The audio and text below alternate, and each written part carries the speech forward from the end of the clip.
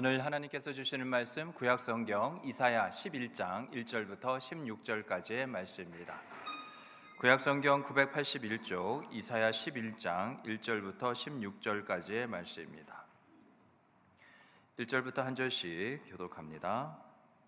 이새의 줄기에서 한 싹이 나며 그 뿌리에서 한 가지가 나서 결실할 것이요 그의 위에 여호와의 영 곧 지혜와 총명의 영이요 모략과 재능의 영이요 지식과 여호와를 경외하는 영이 강림하시리니 그가 여호와를 경외함으로 즐거움을 삼을 것이며 그의 눈에 보이는 대로 심판하지 아니하며 그의 귀에 들리는 대로 판단하지 아니하며 공의로 가난한 자를 심판하며 정직으로 세상의 겸손한 자를 판단할 것이며 그의 입에 막대기로 세상을 치며 그의 입술의 기운으로 악인을 죽일 것이며 공의로 그의 허리띠를 삼으며 성실로 그의 몸의 띠를 삼으리라. 그때의 이리가 어린 양과 함께 살며 표범이 어린 염소와 함께 누우며 송아지와 어린 사자와 살찐 짐승이 함께 있어 어린 아이에게 끌리며 암소와 곰이 함께 먹으며 그것들의 새끼가 함께 엎드리며 사자가 소처럼 풀을 먹을 것이며 젖 먹는 아이가 독사의 구멍에서 장난하며 젖된 어린 아이가 독사의 굴에 손을 넣을 것이라. 내 거룩한 산 모든 곳에서 해됨도 없고 상함도 없을 것이니 이는 물이 바다를 덮음같이 여호와를 아는 지식이 세상에 충만할 것임이니라. 그날에 이새의 뿌리에서 한 싹이 나서 만민의 기치로 설 것이요 열방이 그에게로 돌아오리니 그가 거한 것이 영화로우리라. 그날에 주께서 다시 그의 손을 펴사 그의 남은 백성을 아수르와 애굽과 바드로스와 구스와 엘람과 시날과 하맛과 바다 섬들에서 돌아오게 하실 것이라. 여호와께서 열방을 향하여 기치를 세우시고 이스라엘의 쫓긴 자들을 모으시며 땅 사방에서 유다의 흩어진 자들을 모으시리니 에브라임의 질투는 없어지고 유다를 괴롭게 하던 자들은 끊어지며 에브라임은 유다를 질투하지 아니하며 유다는 에브라임을 괴롭게 하지 아니할 것이요 그들이 서쪽으로 블레셋 사람들의 어깨에 날아앉고 함께 동방 백성을 노략하며 에돔과 모압의 손을 대며 암몬 자손을 자기에게 복종시키리라. 여호와께서 애굽 해만을 말리시고 그의 손을 유브라데 하수 위에 흔들어 뜨거운 바람을 일으켜 그 하수를 쳐 7갈래로 나누어 신을 신고 건너가게 하실 것이라. 그의 남아있는 백성 곧 아스루에서 남은 자들을 위하여 큰 길이 있게 하시되 이스라엘이 애굽 땅에서 나오던 날과 같게 하시리라. 아멘. 이사야는 선지자입니다. 하나님의 뜻을 대언해야만 했습니다. 이제 북이스라엘은 멸망하게 됩니다. 그러한 사실을 저들에게 전할 때 이사야의 마음은 참담했을 겁니다. 하지만 그럼에도 불구하고 하나님은 진노 중에라도 긍휼을 잊지 않으시는 분이시기에 그 무한하신 사랑, 그 긍휼을 따라 메시아이신 예수님을 통해 하나님의 나라를 반드시 언제고 분명 회복시키시고 더 나아가 세우실 것입니다. 그러기에 예수님은 왕이십니다. 첫 번째로 왕이신 예수님은 하나로 다스리십니다. 여기서 하나는 바로 성령의 하나 되게 하심을 말합니다. 아버지와 내가 하나가 된 것 같이 저희도 우리와 하나가 되게 하여 주시옵소서. 성령을 우리에게 보내주셔서 이와 같은 하나님을 향한 아들 예수님의 그 기도의 간구, 아버지의 하나님의 뜻을 성령을 통하여서 하나로 이루십니다. 오늘 우리는 하나된 모습을 보이고 있죠. 바로 예배하는 그 모습입니다. 바로 우리 안에 성령이 계시다는 증거이기도 합니다. 그래서 예배하는 이 시간 우리의 습관과 방법이 있다 한다 할지라도 우리는 성령께 우리 자신을 맡기며 예배하고 있습니다. 성령 하나님이 우리를 예배 가운데 하나님의 임재 그 영광에 이르도록, 그래서 우리에게 은혜와 축복을 내려주시도록 이끌고 계시죠. 그래서 성령의 이 하나 되게 하심, 여러분 이 한마디를 잘 붙잡고 또한 말씀의 은혜를 받으시기 바랍니다. 오늘 본문의 시작인 1절을 보면 다음과 같이 기록이 되어 있죠. 이새의 줄기에서 한 싹이 나며 그 뿌리에서 한 가지가 나서 결실할 것이요. 이새는 다윗의 육신의 아버지입니다. 다윗의 줄기에서 한 싹이 나옵니다. 그리고 다윗의 뿌리에서 한 가지가 나옵니다. 여기서 한 싹과 한 가지는 다윗 가문을 통하여 오실 메시아이신 예수님을 말하고 있습니다. 여러분, 예수님을 믿으십시오. 그리고 그 예수님을 믿기에 예수님만을 따르십시오. 절망에 가까운 내 삶이라고 할지라도요, 얼마든지 새로운 싹과 새로운 가지가 나올 수 있습니다. 우리는 끝이다, 절망이다, 불가능하다, 그렇게 단정지어도, 그렇게 말할 수밖에 없어도 하나님은 얼마든지 새롭게 하십니다. 성령을 통하여서 우리를 날마다 새롭게 하십니다. 하나님은 예수님을 우리 마음에 그렇게 두셨습니다. 예수님을 마음에 영접하고 살아가는 자라면요, 무너져 이미 조각이 되어버리고 파편이 되어버린 나의 삶에도, 우리의 삶에도 예수님의 산소망의 싹은 반드시 나며 지금도 예수 산소망의 가지는 자라나고 있습니다. 우리가 믿음으로 바라보면 이 모든 것들은 분명 보입니다. 믿음으로 바라볼 때 보이는 그것을 우리는 확신하며 우리는 더욱 예수님을 믿고 따르게 됩니다. 그런데 지금 아무것도 보이지 않으십니까? 아무것도 일어나지 않아서 보이지 않는 것이 아닙니다. 육신의 눈으로는 도저히 보이지 않는, 그래서 아무것도 일어나지 않는 것 같이 보이지만 우리에게 믿음을 주셨잖아요. 우리가 그냥 이성으로, 지식으로 우리가 믿음 없이 예수님을 따라가는 것이 결코 아닙니다. 우리에게 있는 믿음을 따라 그 믿음으로 우리는 예수님을 의지하며 붙들고 따라갑니다.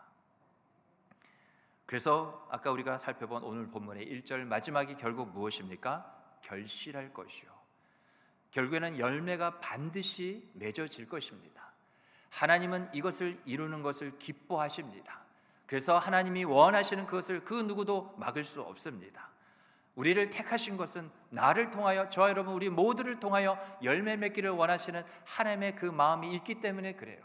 그래서 요한복음 10장 10절에 말씀하고 있는 것처럼 내가 온 것은 양으로 생명을 얻게 하고 더 풍성히 얻게 하려 하리라. 하늘의 저 풍성한 열매를 우리에게 안겨주시고자, 그래서 그것을 또한 이와 같이 누리게 하시고는 것, 하나님이 기뻐하시고 원하시는 것입니다. 우리에게는 그런 증거가 있습니다. 예수님을 구주로 믿고 하나님의 자녀요, 하나님의 백성이 된 우리에게 하나님은 성령을 선물로 보내주셨습니다. 이 성령이 우리로 하여금 열매 맺게 하십니다. 성령을 보내주신 것은 우리가 이미 예수님을 통해 하나님의 커다란, 크고 놀라운 구원의 계획 가운데 있다는 것을 말해줍니다. 오늘 본문 2절을 보실까요? 그의 위에 여호와의 영, 곧 지혜와 총명의 영이요 모략과 재능의 영이요 지식과 여호와를 경외하는 영이 강림하시리니.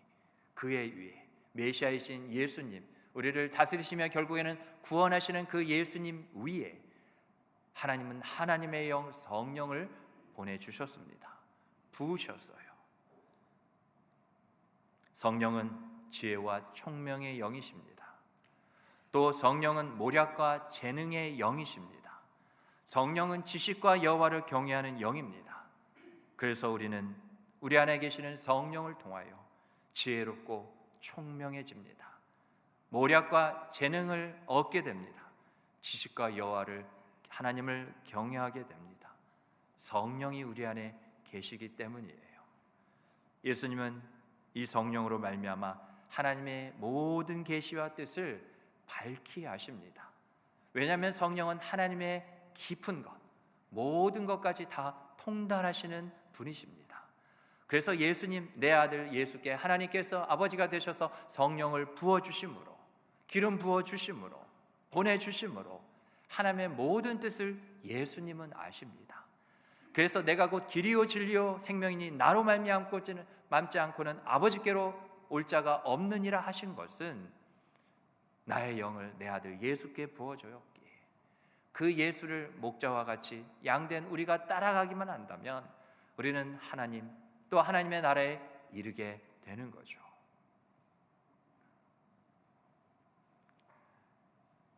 예수님은 뿐만 아니라 하나님을 영화롭게 하기 위해 반드시 그 구원의 사역을 완성하실 겁니다. 그래서 하나님께서 하신 말씀이 뭡니까? 올해 우리 교회를 보면 뭐죠? 오직 나의 영으로 되느니라. 오직 성령으로 됩니다. 모든 것은 성령으로 됩니다. 우리의 힘으로 되어서는 안 됩니다. 될 수 있어도 힘으로 해서는 안 돼요. 능력도 지혜도 경험도 그 무엇으로도 하려는 시도조차 하시면 안 됩니다. 이미 하나님이 말씀하셨어요. 모든 것은 나의 영으로 되어야만 한다. 막으시는 것이 아닙니다.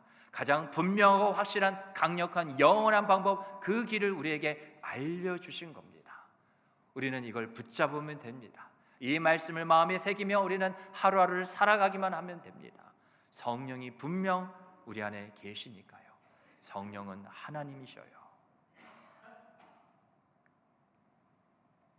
예수님을 보내신 하나님은 그 위에 부으신 성령으로 모든 하나님의 뜻을 이루십니다. 그래서 성령의 역사심이란 그 말씀이, 그 말이 있는 거죠. 우리가 복음서를 통해서 알 수 있는 것처럼 예수님께서요, 공생의 사역을 하시기 전에 어떤 사건이 있었죠? 성령이 하늘로부터 예수님 위에 임했습니다. 마태복음 3장 16절로 17절에 이걸 증거하고 있는데요, 예수께서 세례를 받으시고 곧 물에서 올라오실새 하늘이 열리고 하나님의 성령이 비둘기같이 내려 자기 위에 임하심을 보시더니, 17절입니다. 하늘로부터 소리가 있어 말씀하시되 이는 내 사랑하는 아들이요 내 기뻐하는 자라 하시니라. 우리가 하나님의 택한 자녀가 되고 하나님의 사랑을 힘입고 하나님의 기쁨이 된 것은 예수님을 우리가 모셨기 때문인데, 그 예수님 위에 하나님께서 성령을 부어주심으로 우리가 예수를 믿음과 동시에 성령이 우리 안에 거하시는 것은 바로 이 때문인 겁니다. 그래서 우리가 하나님을 아빠 아버지로 부르기까지 예수님을 통하여 이 놀라운 은혜와 복된 길을 여셨기에, 그 길이 우리에게도 열려 있기에 우리도 하나님을 사랑하는 가운데 하나님의 사랑을 입은 자녀로서 우리가 오늘 이 시간 예배하며 또한 살아가는 것이고요, 우리가 그렇게 하나님의 기쁨이 되어 하나님께 영광이 되는 겁니다. 여러분, 하나님은 우리에게도 성령으로 기름을 부으셔서 하나님의 일을 능력 있게 감당하기를 원하십니다. 성령이 없으면 우리가 할 수 없는 것들이 분명히 있지만 이제는 성령을 통해서 우리는 모든 것을 할 수 있습니다. 할 수 있거든요. 무슨 말이냐? 믿는 자에게는 능치 못할 일이 없느니라. 예전에는 능히 못할 일이 많았던 우리의 삶의 모습들이었어요. 연약하기 짝이 없는 저와 여러분이었습니다. 그러나 우리에게는 능력이 생겼어요. 주의 능력, 성령의 능력입니다. 그래서 하나님은 우리에게 약속하셨어요. 이제는 성령이 우리를 떠나지 않습니다. 주님 오시는 그날까지 우리가 거룩하고 흠없고 책망받을 것이 없는, 부끄러움이 없는 모습으로 주님 앞에 서는 그날까지 성령은 우리와 함께 하십니다. 항상 성령으로 일하셔야 돼요. 이걸 사모하세요. 성령으로 생각해 보세요.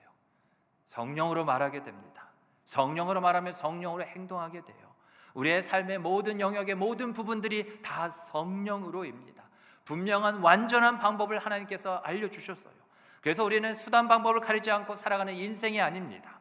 예수를 믿음과 동시에 성령을 보내주심으로 이미 우리는 저 세상 사람들의 삶과 구분이 되었어요. 완전히 달라진, 새로워진 삶이 되었다고요. 이전의 삶의 모습은 이제 찾아볼 수도 없는 그러한 완벽한 새로운 삶이 되었습니다. 성령으로 사는 삶을 사셔야 돼요. 그런데 성령을 통해 하나님의 능력을 받으신 예수님은 메시아, 그리스도신데요, 다시 말해 왕으로서 어떻게 다스리고 계실까요? 오늘 본문 3절부터 5절에 이걸 말하고 있습니다. 그가 여호와를 경외함으로 즐거움을 삼을 것이며 그의 눈에 보이는 대로 심판하지 아니하며 그의 귀에 들리는 대로 판단하지 아니하며 공의로 가난한 자를 심판하며 정직으로 세상의 겸손한 자를 판단할 것이며 그의 입에 막대기로 세상을 치며 그의 입술의 기운으로 악인을 죽일 것이며 공의로 그의 허리띠를 삼으며 성실로 그의 몸에 띠를 삼으리라. 예수님이 어떻게 다스리고 계시느냐? 먼저는요, 아까 우리가 살펴본 3절 말씀처럼 예수님은 하나님을 경외함으로 하나님을 다스리십니다. 하나님께서 그 아들 예수님께 하나님의 나라를 다스리라고 그와 같은 모든 권세를 부어주실 때 예수님은 내 마음대로 그렇다고 다스리고 계신 것이 아니에요. 늘 분명한 원칙이 있습니다. 나의 아버지 하나님을 경외함으로 이것으로만 하나님의 나라를 다스리고 계십니다. 예수님은 하나님의 뜻을 전폭적으로 순종하며 이루고 계십니다. 그냥 내 생각, 내 판단으로, 내 결정으로 예수님도 하나님의 뜻을 이루고 계시지 않다고요. 하나님의 뜻은 그렇게 순종으로 이루는 겁니다. 우리가 들었다고 해서요, 알았다고 해서요, 우리가 신앙의 연수를 앞세요, 우리는 하나님의 뜻을 절대로 이룰 수 없습니다. 오늘 이 하루부터 우리가 신앙생활을 하여도 하나님의 뜻은 순종이면 가능합니다. 하나님의 뜻을 어떤 다른 것으로 이루려는 그러한 시도조차도 하시면 안 됩니다. 하나님 뜻에 합당하고 알맞는 것은 딱 두 글자, 순종뿐입니다. 예수님이 하나님의 뜻을 이루기 위해 다른 것 하지 않으셨어요. 도살장에 끌려가는 저 어린 양과 같이 십자가의 그 순종 하나만을 나타내 보이셨다고요. 아까 우리가 살펴본 여호와를 경외하는 것이라는 것, 우리가 다시 한번 생각해 보면 여호와를 경외하는 것은 내 모든 생각과 행동을 하나님의 뜻에, 어디에요? 하나님의 뜻에 전폭적으로 내 스스로를 굴복시키는 겁니다.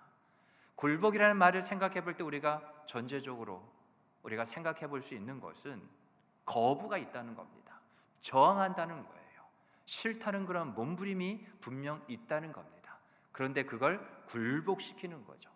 바울이 그래서 뭐라 말했습니까?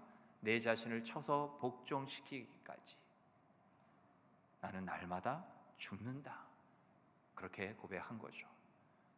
예수님이 아무든지 누구든지 나를 따라오려거든 네 자신의 십자가를 지라고 말씀하셨을 때 분명 십자가 앞에 있는 것이 무엇입니까? 자기를 부인하는 겁니다. 자기를 부인하고 자기 십자가를 지고 나를 따를 것이니라.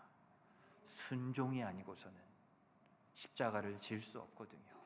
이건 제 십자가 아닌데요, 왜 저에게만 이런 십자가를 주십니까? 많은 부인과 원망과 불평이 먼저 앞서거든요. 그런 원망과 불평을 미연에 방지하는 것, 막는 것은 순종밖에 없습니다. 순종이 십자가를 지는 삶을 가능케 합니다. 그것은 내 자신을 복종시키는 거예요. 굴복시키는 겁니다. 그런데 그건 내가 할 수 없습니다. 여러분, 나는 나를 못 이깁니다. 내가 나를 다스릴 수가 없습니다. 하나님이 그렇게 만드셨습니다. 우리는 피조물입니다. 피조물은 창조주의 뜻에 따릅니다. 오직 피조물은 창조주 뜻에 순종하게 되어져 있습니다. 그렇게 만들어진 우리라고요. 그래서 내 스스로 나를 어떻게 이겨보겠다? 그래서 내 의지라는 것은 우리 믿는 자에게는 불필요한 말입니다. 그런 건 소용없습니다. 예수님은 이렇게 하나님을 경외하며 죽기까지 순종하는 것을, 아까 우리가 오늘 본문 3절을 보면 그가 여호와를 경외함으로 다스린다 그렇게 말하고 있지 않잖아요. 그가 여호와를 경외함으로 그걸 무엇으로 삼는다고요? 즐거움으로 삼고 있대요. 예수님의 즐거움은 하나밖에 없다는 거예요. 나의 아버지 하나님을 경외하는 바로 그것, 그게 나의 기쁨이라는 겁니다. 그걸 가장 큰 기쁨으로 삼으신 예수님이세요. 여러분, 우리도 할 수 있습니다. 불가능하지 않습니다. 우리도 예수님을 구주로 내 안에 모셨기 때문에 세상의 것들을 즐거움으로 삼지 않고요, 오직 하나님 한 분만을 경외하는 것을 즐거움으로 삼으며 저와 여러분 우리도 살아갈 수 있다고요. 이유가 뭐라 말씀드렸습니까? 예수님을 모셨기 때문에. 그 예수님이 내 안에서 하나님 아버지를 향해 경외하는 것을 지금도 기뻐하고 계시며 나와 함께하고 계시기에 우리에게도 가능한 겁니다.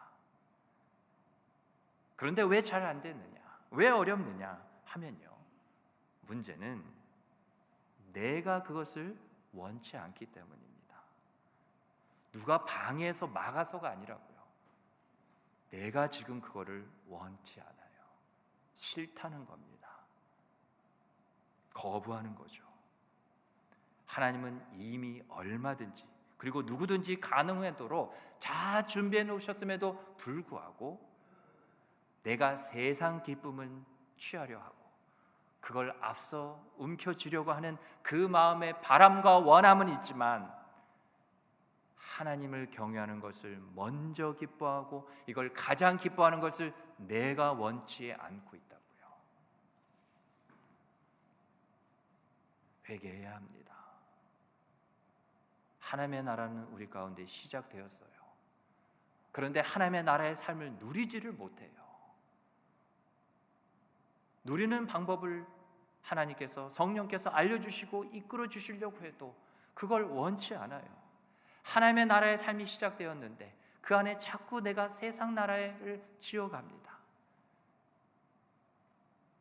다른 것으로 우리가 세상 나라를 지어가고 따르는 삶이 아니에요. 세상의 것을 자꾸 내 마음에 담아두거든요. 품거든요. 우리가 하나님을 향하여서 기도할 때도 기도의 그릇이라는 게 있습니다. 우리는 하나님을 향하여서 기도한다는 것을 부정하지 않습니다. 그런데 하나님이 원하시는 것을 담아 하나님께 드리지 않고 내가 원하는 것을 담아 하나님께 드리는 기도를 하고 있습니다. 기도에 어디를 찾아봐도 하나님 주의 뜻은 없습니다. 그러니까 내 삶에도 하나님의 뜻, 주의 뜻은 이루어지지 않습니다.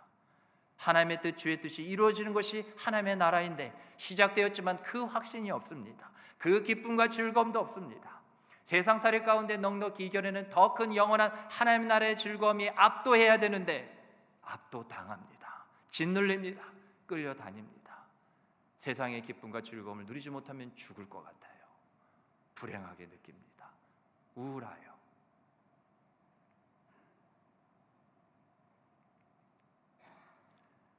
다음으로 예수님은 공의와 정직 그리고 성실로 하나님의 나라를 다스리십니다. 여러분, 공의와 정직과 성실은 윤리도덕책에 나오는 단어가 아니에요.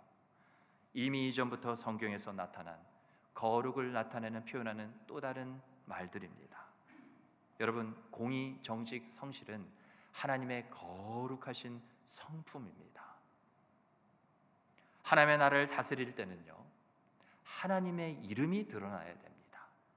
하나님의 나라니까요. 내 이름이 드러나면요, 그건 내 나라입니다. 하나님의 나라가 결코 아닙니다. 먼저 그의 나라를 구하라 했는데 먼저 내 나라를 구하며 내 나라를 여전히 세워가고 있습니다. 내 나라를 세워가면 내가 왕이 됩니다. 내 소리가 커집니다. 내 결정이 더욱 강해집니다.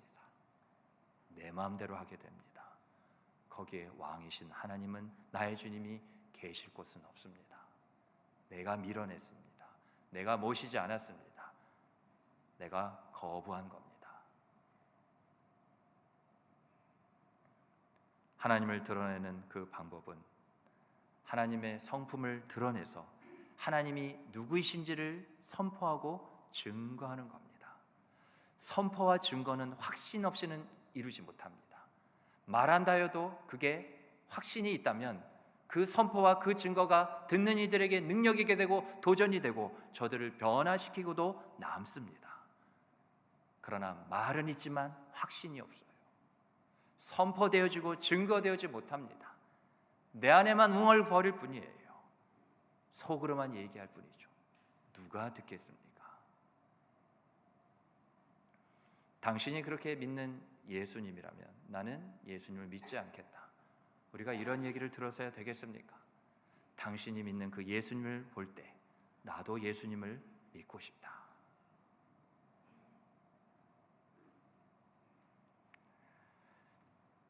우리 믿는 자들이 하나님의 나라의 대사라는 그런 말을 들어보신 적이 있을 겁니다. 외교관. 한 나라의 대사는요, 자기를 드러내지 않습니다. 자신의 뜻도 나타내지 않습니다. 그 나라의 국가 원수의 뜻을 오직 대신 전할 뿐입니다. 그래서 지금 내가 여기에 있는 것도 나를 보낸 국가 원수를 대신해서 있는 것이기에 모든 것을 주의하며 조심하며 이것을 늘 잊지 않고 늘 기억합니다. 우리도 신앙생활을 할 때 하나님과 하나님의 나라를 드러내며 이 세상에 살고 있다는 것을 늘 마음에 새기며 살아가시기 바랍니다.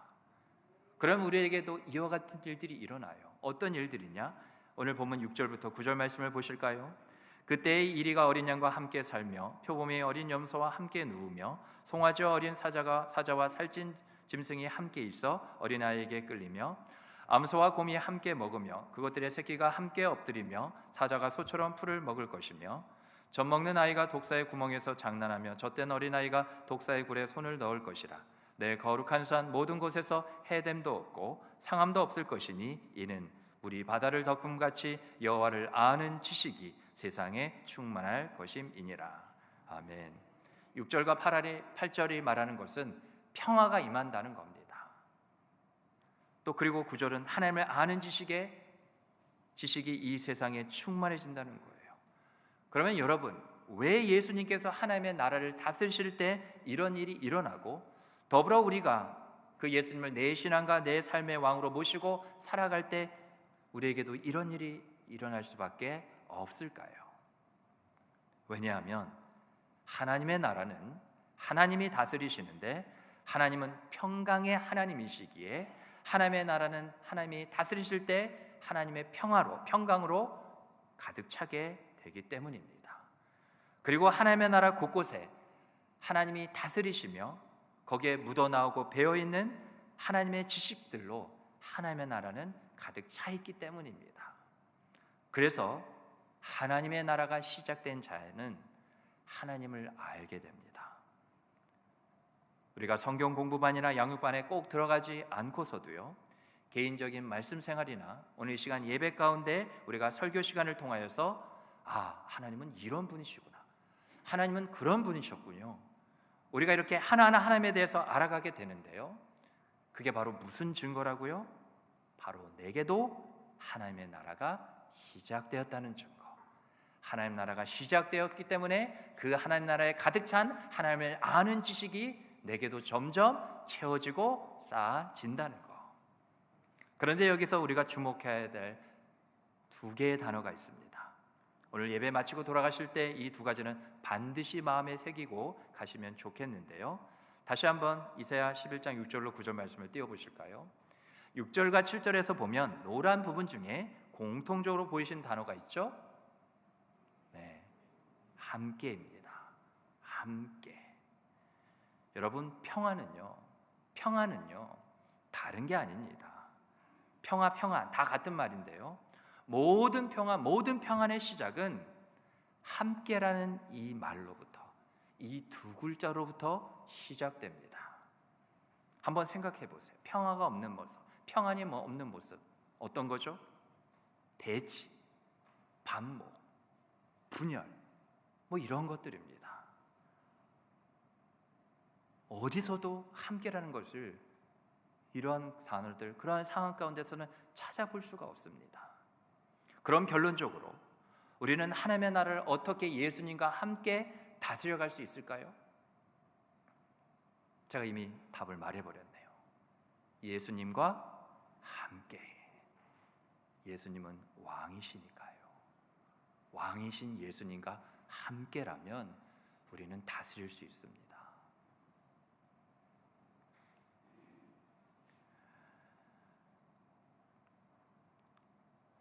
우리가 또한 생각해 볼 때 9절 말씀을 한번 보면 여러분 그 9절의 노란 부분을 보시면 두 글자로 된 한 단어를 찾으라 해보시면 어떤 단어에 끌리세요? 그렇죠. 뱀 나오는 소리도 아니고, 그렇죠. 충만입니다. 충만은 하나님 나라의 본질입니다. 세상 나라는 부족함이에요. 모자람이에요. 하나님의 나라는 부족한 것이 없습니다. 모든 것으로 가득 차 있어요. 그래서 우리가 바보같이 어리석게 살면 안 된다니까요. 늘 모자라고 부족한 가운데서 만족함과 가득 찬 것을 찾으려면 있을 리가 없잖아요. 돈이 얼마면 만족할까요?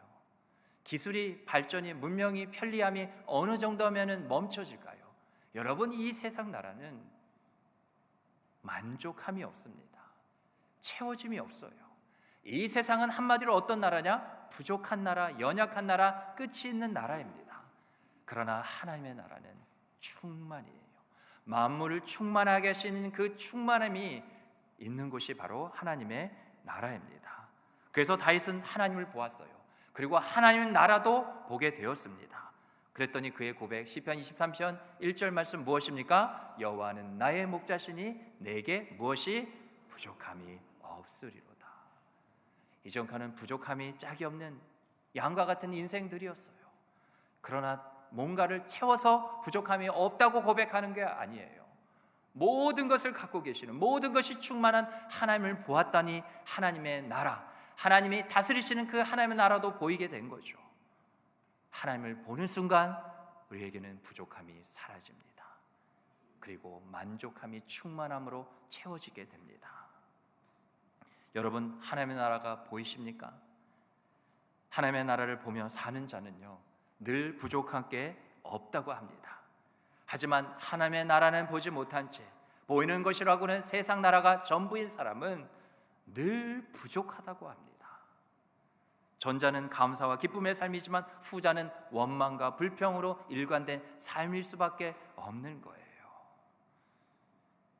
여러분, 나는 지금 어떤 삶을 살고 있습니까? 내가 그런 삶을 살고 있다면 나는 왜 그런 삶을 살고 있을까요? 생각하셔야 돼요. 누가 대신 생각해주고 대신 살아주는 삶이 아닙니다. 나의 삶은 지금 어떠하며 왜 그러는지 생각하시라고요. 그냥 가만히 있다가 귀 열어놓고 그리고 끝나면 돌아가는 이 시간이 아닙니다. 생각하여 내 삶을 돌아보라는 겁니다. 그래서 어떻게 될지 생각하고 결단하라는 겁니다. 내가 은혜를 주겠다는 거예요. 우리가 어떤 삶을 살고 있으며 왜 그런 삶을 지금 살고 있는지는 앞서 말씀드린 것처럼 그 이유와 답은 다 이미 이제 아시는 줄 믿습니다. 두 번째입니다. 예수님은 왕이셔요. 왕으로서 예수님은 하나로 모으십니다. 예수님은 모두를 하나로 모으실 그런 기치가 되십니다. 무슨 말이냐? 예수님은 모두가 흔들게 될 구원의 깃발이 되십니다. 그래서 모두가 예수님께 모이게 되는 거예요. 저들이 하나님의 나라 안으로 들어오게 되는 겁니다. 여러분, 예수님은 이스라엘 백성의 광야 생활 중에 저 높이 들린 놋뱀과 같이 자신의 몸을 십자가에 높이 들어 깃발로 세우셨습니다. 그리고 지금도 구원받은 자들을 불러 모으고 계십니다. 이미 우리 구원을 받은 우리도 더 온전한 그런 구원에 이르기 위해 예수님 그 구원의 깃발 아래 더욱더 다가가고 모이기를 힘써야 하는 거죠. 그 깃발 아래 나를 불러 하나님의 백성으로 삼아주신 그 은혜에 대해서 우리는 날마다 감사해야 합니다. 그리고 이제는 더 나아가 여러분, 예수의 깃발을 흔드세요. 이제는 예수의 깃발을 흔들 때입니다. 세상을 향해서 말이죠. 우리는 세상을 이기는 그리스도인입니다. 우리의 승리의 깃발이 되신 예수님이 세상을 이기셨기 때문에 그 구원의 깃발, 예수 깃발을 흔드는 자가 세상을 이기게 된다고요. 그리고 우리는 동시에 그렇게 세상을 축복해야 될 그리스도인입니다. 여러분, 전쟁터를 보면 전쟁터에서는 깃발을 들고 앞으로 기수가 제일 먼저 나아갑니다. 그 깃발을 들고 수많은 뒤에 있는 군사들이 앞을 향해 적진을 향해 돌격합니다. 몇십만 대군이에요. 적이 어딘지도 모릅니다. 그런데 그 깃발이 앞서 달려가는 곳이, 나아가는 곳이 바로 적진이 있는 곳이고 우리가 싸워야 할 곳이고 바로 그것이 우리가 승리를 거둬야 될 곳이라는 거예요. 그래서 보통 전쟁터에서 제일 먼저 죽는 게 기수입니다. 기수는 적진을 향하여서 우리가 어디를 향하여 누구를 싸워야 이겨야 될지를 가르쳐주는 이정표와 같은 거예요. 그런데 기수가 먼저 죽게 되면 그냥 끝나지 않습니다. 그 누구라도 이어서 쓰러진 깃발을 다시 들고 앞으로 나아갑니다. 그렇게 깃발은 적진에 가장 먼저 도착해서 결국 최후 승리의 깃발이 됩니다. 이김의 깃발, 앞으로 나아감의 깃발이 승리의 깃발이 되는 것이라고요. 내가 그 깃발을 지금 흔들고 있냐는 겁니다. 내가 왜 세상을 이기지 못하는 줄 아세요? 그 깃발이 없어서가 아닙니다. 승리의 깃발을 내던진 채, 내 동댕이 친 채 내가 다른 것을 붙잡고 이기려고 하고 있잖아요. 예수 구원 그 승리의 깃발만 붙들고 앞으로 나아가면 되는 것을, 믿음으로 그것을 붙잡을 수 있는 힘을 줬음에도 불구하고 믿음으로 깃발마저 붙잡으려 하지 않으니까요. 전투 중에는 절대로 군사들의 사기가 꺾여서는 안 됩니다. 모든 군사들은 전투 중이라도 깃발을 계속 주시하며 살핍니다. 싸우는 가운데서도 곁눈질하면서 깃발을 본다고요. 며칠을 밤을 새우며 경계하며 잠도 못 잤습니다. 먹을 것도 풍족하지 않았어요. 힘은 없는 것 같습니다. 그런데 어디서 싸울 때 그런 힘이 나타날까요? 어떤 힘이 그렇게 생길 수가 있을까요? 깃발을 계속 보는 순간 내가 싸워야 될 이유와 목적이 나를 계속 싸우게 만드는 거라고요. 그렇게 예수를 바라보셔야 합니다. 모든 군사들은 그래서 그 깃발이 세워져 흔들리고 있는 한 하나로 뭉쳐서 끝까지 싸웁니다. 이길 때까지 싸우게 됩니다. 그 펄럭이는 깃발 그 하나가 계속 나를 싸우게 해주기 때문입니다. 올림픽, 최근에 월드컵도 있었잖아요. 국가대항전에 선수들이 국기를 가슴에 달고 싸웁니다. 또 관중석에서는 그 나라 국민들이 오직 자기 나라의 국기를 흔들며 싸웁니다. 그 필드에서, 운동장에서 싸우고 있는 선수들만 힘쓰고 애쓰는 것이 아니에요. 모두가 그 깃발 아래 하나가 되어 다 싸우고 있는 겁니다. 응원하고 격려하며 끝까지 포기하지 않는 겁니다. 여러분, 나라가 무엇입니까? 나라는 내가 존재하는 곳입니다. 그래서 죽기까지 싸워야 될 이유가 바로 나라입니다. 제가 이제 무슨 말 할 것 같으세요, 여러분? 그래요. 하나님의 나라. 하나님의 나라를 위해서 싸우세요. 먹고 사는 것으로 싸우시는 인생이 이제 아닙니다. 영원한 하나님의 나라를 위해서 싸우시며 살아가셔야 돼요. 하나님의 나라를 위해서 싸우십시오. 그리고 하나님의 나라를 위해 앞으로 나아가십시오. 하나님의 나라를 위해 예수 깃발, 그 구원의 깃발을 흔드십시오. 우리 너무 오래 쉬었습니다. 이제는 다시 일어나 싸울 때입니다. 요한계시록 3장 21절 말씀 우리 함께 읽겠습니다. 시작. 이기는 그에게는 내가 내 보좌에 함께 앉게 하여 주기를 내가 이기고 아버지 보좌에 함께 앉은 것 같이 하리라. 또한 요한계시록 21장 7절도 우리 함께 읽을까요? 시작. 이기는 자는 이것들을 상속으로 받으리라. 나는 그의 하나님이 되고 그는 내 아들이 되리라. 아멘. 여러분, 우리가 언제까지 패배하는 그리스도인으로 살아야 할까요? 이제부터라도 이기시겠습니까? 그러면 이렇게 하십시오. 마지막 우리가 함께 가슴에 새기며 읽어야 될 말씀입니다. 요한일서 5장 4절로 5절 말씀 시작. 무릇 하나님께로부터 난 자마다 세상을 이기느니라. 세상을 이기는 승리는 이것이니 우리의 믿음이니라. 5절입니다. 예수께서 하나님의 아들이심을 믿는 자가 아니면 세상을 이기는 자가 누구냐? 아멘. 말씀을 맺겠습니다. 여러분, 예수님이 계십니다. 만물이 그렇게 오랫동안 고대했던 예수님이 이 세상에 오셔서 지금 나와 함께 하시고 세상 끝날까지 영원히 함께 하시겠다고 말씀하셨습니다. 예수님은 신실하시고 완전하셔요. 예수님은 반드시 나를 이기게 하시는 분이십니다. 예수님은 나를 구원하십니다. 내게 필요한 건 이제 그 어떠한 것도 아닙니다. 나는 예수님만 필요합니다. 예수님만 있으면 됩니다. 예수 그 이름만을 구하시는 저 여러분 우리 모두가 되시기를 주님의 이름으로 축복합니다. 아멘.